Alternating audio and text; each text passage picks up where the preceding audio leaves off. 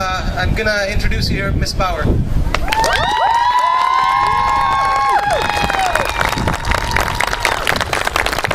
was going to start off with a joke, but forget the joke. I was going to go friends, neighbors, country. Oops, wrong speech. But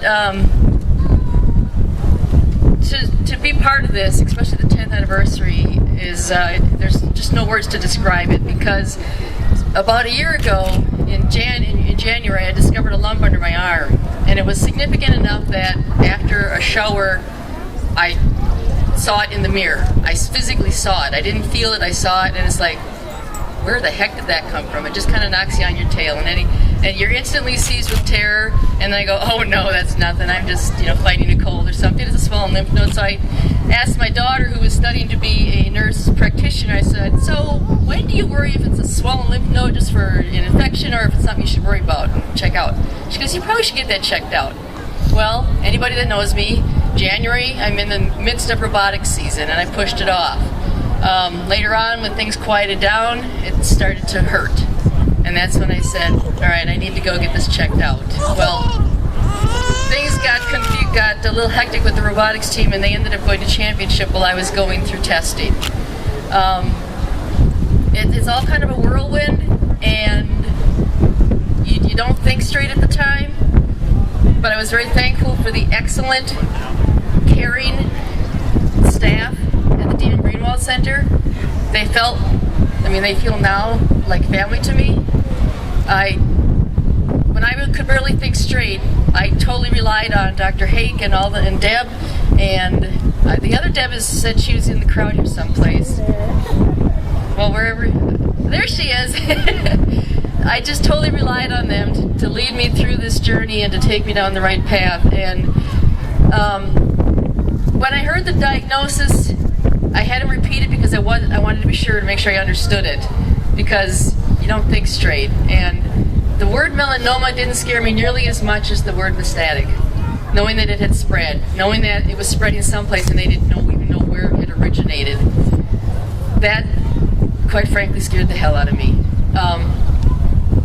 When I went in to get things checked out, they still didn't know where it started. My dermatologist, Dr. Miller, said, was there a mole or something on your back that disappeared? And you know how you kind of think, well, I don't know, maybe. And I wasn't real consistent with my skin checks, even though I love being outside, and I really stink at using sunscreen, because I'm thinking, no, I've got easy to tan skin. I'm not going to have any problems. I'll be fine. So I didn't use sunscreen, and I didn't check my skin as regularly as I should have. So when she asked me that, and I'm going, I don't know what I had for dinner yesterday. Maybe I did, I don't know. But they still don't know where the melanoma started. They just know that it went to my lymph nodes. Thankfully, I have a strong immune system, and I credit my parents for that. But out of the 26 lymph nodes that they removed, only one contained melanoma. That alone was a blessing and a huge sigh of relief.